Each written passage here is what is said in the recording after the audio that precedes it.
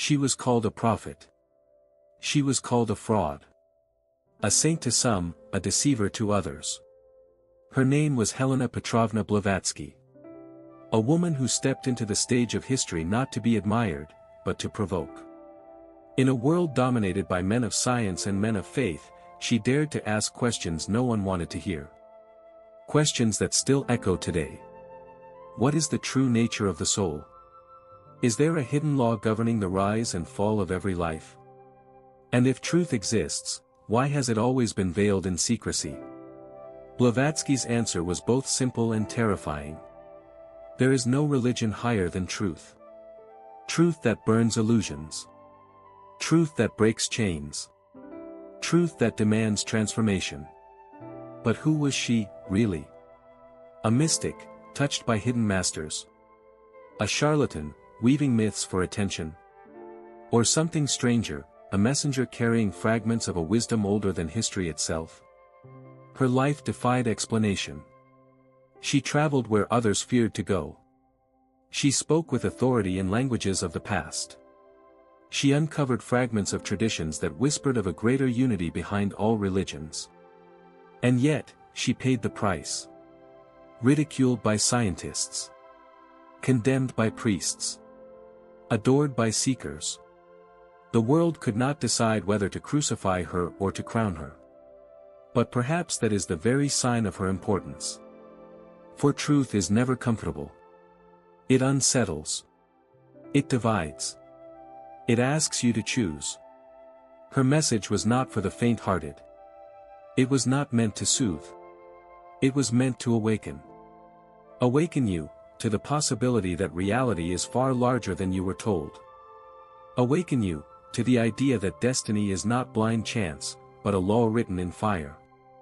Awaken you, to the truth that the divine is not somewhere outside of you, but within your very being. Blavatsky lived and died in controversy. But controversy itself became her proof. Because she knew, only those who challenge the foundations of their age can truly open a door to the future. And so, her voice remains. Not a whisper. Not a theory. But a call. A call that crosses centuries. A call that still speaks to you now. There is no religion higher than truth. Helena Petrovna Blavatsky was never ordinary. From childhood, she carried a fire in her eyes, the kind of fire that made rules feel like cages. Born into Russian nobility, she was expected to play her part. To smile. To obey. To become another silent ornament in a world of privilege. But she refused. Her childhood was filled with questions her tutors could not answer. Why do people suffer? What lies beyond death? Why do religions speak of the same truths in different tongues? They told her to be quiet. She could not. By the time she was a teenager, her restlessness had grown unbearable. At 17, she shocked her family and the world around her. She ran. She chose exile over comfort. Freedom over safety. And where did she go? Not to the salons of Europe. Not to the easy paths of wealth. She went where secrets slept. Egypt. The land of temples and hidden chambers. Where ancient voices seemed to speak through the stones of the desert. Greece. Among ruins that once sang the hymns of forgotten gods. India. A place where sages spoke of karma and reincarnation not as theories, but as living laws. And Tibet. A land shrouded in mystery, closed to most foreigners, yet whispered to hold the key to invisible brotherhoods. Each journey deepened her hunger. She was not chasing fame. She was chasing fragments of a wisdom that had been scattered across time. Legends claim she crossed paths with hidden teachers. Men and women of extraordinary knowledge, guardians of an ancient science. Whether in dimly lit temples, remote monasteries, or secret chambers lost to the desert winds, she gathered pieces of a puzzle that no one else dared to assemble. But her journeys were more than physical. They were initiations. Every border she crossed was also an inner crossing. Every land she touched seemed to awaken something sleeping within her. She was becoming a bridge. A bridge between East and West. Between the ancient and the modern. Between what the world believed, and what it had forgotten. When others saw only superstition, she sensed truth buried beneath. When others saw only ruins, she felt a heartbeat still alive. And so, her legend grew. A rebellious young woman wandering the earth, guided not by maps, but by an inner compass, a voice that whispered she had a mission far greater than herself. The girl who had run away at 17 was no longer a child. She was becoming a seeker. And the world was about to change because of it. The 19th century was a battlefield of ideas. Old certainties were collapsing. New forces were rising. Science declared its triumph. Newton had revealed the mechanics of the heavens. Darwin had shaken the foundations of creation with his theory of evolution. The microscope, the telescope, the laboratory, all proclaimed a universe governed by law, not by miracle. Faith, once unchallenged, began to tremble. Churches filled with doubt. Priests searched for words to defend mysteries that science seemed eager to dismantle. For many, the God of their childhood was fading into silence. But humanity cannot live on reason alone. As the heart grew restless, another force surged from the shadows, spiritualism. In parlors lit by candlelight, mediums called upon the dead. Tables moved. Voices whispered. Apparitions appeared. It was a time of wonder, but also confusion. Was it fraud? Was it imagination? Or was it proof that the veil between worlds was thinner than anyone dared to believe? Into this storm walked Helena Blavatsky. She did not bow to science. She did not surrender to blind faith. She did not indulge in parlor tricks of ghosts and seances. She offered something radical. A bridge. She called it Theosophy, divine wisdom. Not a new religion, but a key to the oldest truths. She declared that behind science, behind faith, behind even the world of spirits, there was one eternal wisdom, ageless and universal. Science, she said, was not wrong, but incomplete. It measured the outer shell, yet ignored the soul. Religion, she said, was not false, but distorted. Its dogmas had buried the living fire of truth beneath centuries of fear. And spiritualism, she warned, was not the answer. It opened doors without wisdom, inviting shadows instead of light. Theosophy was her response. A vision where evolution was not merely biological, but spiritual. Where karma was not punishment, but education. Where the human soul was not a prisoner, but a spark of the infinite. In an age torn between science and faith, she dared to say, both are fragments of a greater whole. Fragments that only reunite when we awaken to the truth within. The world, already trembling, now had a new voice to contend with. A woman who refused to be silenced. A messenger who declared, there is a wisdom older than dogma, deeper than science, and stronger than death itself. Books can be weapons. Books can be gateways. And the works of Helena Blavatsky were both. Her first great offering was Isis Unveiled, published in 1877. 2 massive volumes, dense, mysterious, overflowing with ancient references. It challenged the arrogance of science, and it shattered the authority of organized religion. She claimed to unmask a forgotten wisdom that lay behind every creed and every philosophy. For many, it was electrifying. For others, it was infuriating. But Isis Unveiled was only the beginning. In 1888 came The Secret Doctrine. Her masterpiece. Her legacy. It was not a book to be read lightly. It was an initiation in the form of words. At its heart was a teaching both vast and humbling. Humanity is not an accident. We are not the product of blind evolution, nor the fallen creatures of a wrathful God. We are participants in an eternal drama, the unfolding of spirit through matter. She spoke of cosmic cycles. Worlds that rise and fall. Civilizations that appear and vanish, like breaths of a greater being. She described humanity not as a single race, but as waves of evolving consciousness. Each cycle bringing us closer to awakening. Each age carrying fragments of a truth too immense to grasp all at once. In her vision, even suffering had meaning. Karma was not cruelty, but a law of harmony. Reincarnation was not fantasy, but the soul's education through countless lives. For those ready to listen, the secret doctrine revealed a map of the universe, and a map of the self. A reminder that the smallest heartbeat is linked to the pulse of the stars. And then, in her final years, she left something more intimate. The voice of the silence. Not a book of theories. Not a book of argument. But a book of guidance. Short verses, distilled like drops of wisdom. Whispers for the seeker who longs to walk the path. It spoke of compassion. Of silence as the teacher. Of service as the only true initiation. If Isis unveiled tore down illusions.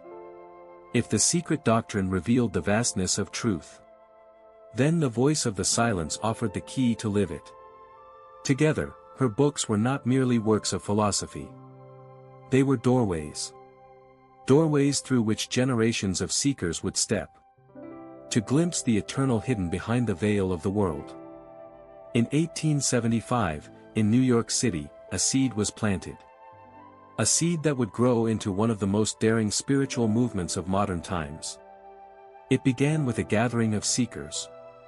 Writers, scientists, mystics. And at the center, Helena Petrovna Blavatsky and Colonel Henry Steele Olcott. Together, they declared the birth of something new. The Theosophical Society. Its purpose was not to create another church. Not to build another system of dogma. It was to awaken a vision. A vision of humanity united not by creed, but by truth. The society announced 3 bold aims. The first. To form a nucleus of universal brotherhood. No distinctions of race. No divisions of caste, gender, or creed.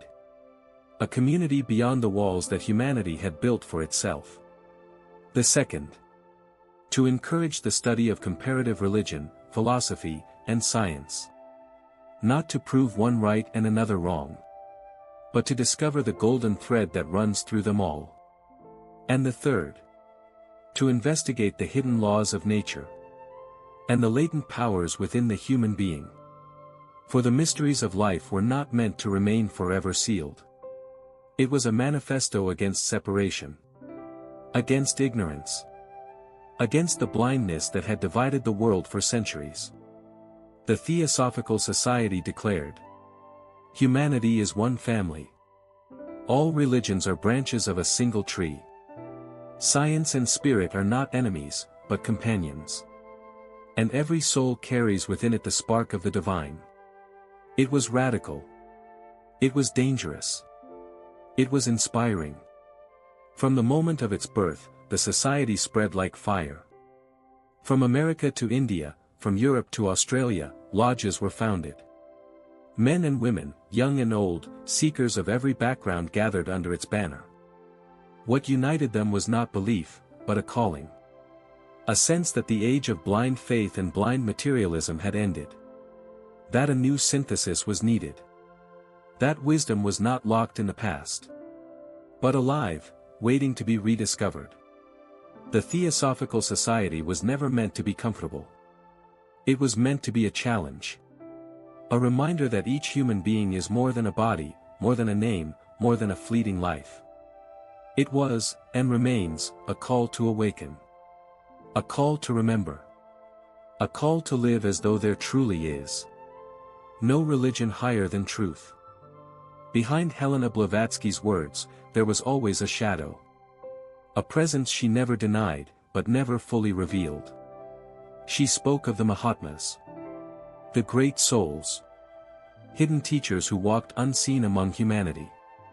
To her, they were not myth. Not symbols. But living beings, men of flesh and blood, yet awakened beyond the limits of ordinary life.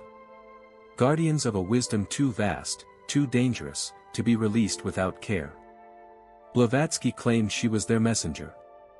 That her work was not her own, but a fragment of a greater plan. And then came the letters.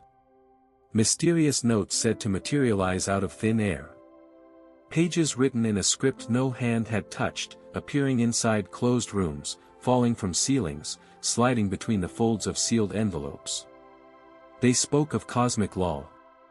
Of cycles that govern not only stars, but souls. Of the destiny of nations, and the evolution of mankind. Witnesses swore they saw these letters appear. Investigators studied them, unable to explain their origin. Some dismissed them as fraud. Others held them as sacred proof. But what they revealed was not easily ignored. Reincarnation was not fantasy. It was law. A rhythm as certain as the rising sun. Karma was not punishment. It was justice woven into the fabric of existence. Every thought, every act, every choice, a seed that would ripen in its own time. To live was to participate in a vast education of the soul. To die was not an ending, but a turning of the page. The masters taught that humanity itself was evolving. Not only biologically. Not only socially. But spiritually. Each life, each century, each civilization, a step in an endless ascent. Blavatsky never asked her followers to worship these hidden beings. She asked them to learn. To remember. To walk the path themselves. And yet, the aura of mystery never faded. Who were they, truly? Were they sages hidden in remote Himalayan monasteries? Were they the last survivors of ancient civilizations? Or were they something far stranger, watchers on the threshold of the human story? For her critics, the masters were her greatest deception. For her disciples, they were her greatest gift. But one truth remained. Blavatsky did not invent them to comfort. She invoked them to awaken. Because to know the masters was to face the greatest secret of all. That every human being carries within the seed of that same mastery. Those who met Helena Blavatsky often struggled to describe her. Some spoke of a presence that filled the room, heavy with energy, as if the very air changed when she entered. Others remembered the strange phenomena that seemed to follow her, objects appearing where none had been, messages written in unknown ways, moments that defied the logic of science. But when the noise of controversy faded, something else remained. Something deeper. Again and again, her students recalled not just the mystery, but her humanity. Her fierce laughter. Her impatience with hypocrisy. Her tenderness with those who suffered. Yes, there were wonders. Yes, there were moments that seemed miraculous. But she insisted these were not the essence of her work. The true measure of spirituality, she said, was not in phenomena. It was in compassion. To serve humanity, this was the highest law. To live not for oneself, but for the good of all beings. That was the path of the disciple. She reminded her followers that wisdom without love becomes cruelty. That knowledge without service becomes pride. That the only real initiation is in the heart. Theosophy, as she envisioned it, was not meant to remain locked in books, or hidden in secret lodges. It was meant to be lived. In kindness to a stranger. In courage during hardship. In the quiet decision to place truth above comfort, and service above self. For Blavatsky, the journey of the soul was not an escape from the world. It was a deeper engagement with it. Every moment of life was a field of practice. Every relationship, a chance to grow. Every challenge, a hidden teacher. Even those who doubted her, even those who accused her, could not deny the effect she left on people's lives. There was a sense of being called to something higher. A sense that the ordinary world was not the whole story. And perhaps this was her greatest gift. Not the phenomena. Not the mysteries. But the reminder that every human being carries within the power to awaken compassion, to serve, and to live as though their life itself were a message. In the end, Blavatsky's legacy was not only in the books she wrote, or the controversies she stirred. It was in the seed she planted in the hearts of seekers. A seed that whispers still.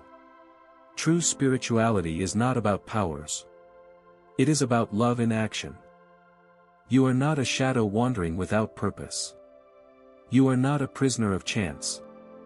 You are a spark of the eternal. A flame carried through countless lives. A traveler in the great journey of the soul. Karma is not punishment. It is education. Every trial, every sorrow, every joy, a lesson written for your growth. The masters, the doctrines, the mysteries, they are not distant treasures. They point to something closer. Something within. Blavatsky's voice was never meant to end with her. It was meant to awaken yours. To remind you that truth is not outside to be found, but inside, waiting to be remembered. The question is not whether the path exists. It is whether you will walk it. So listen. Not to her words, but to the echo they awaken in you. For you are more than you were told. You are part of the great unfolding. You are a spark of the eternal.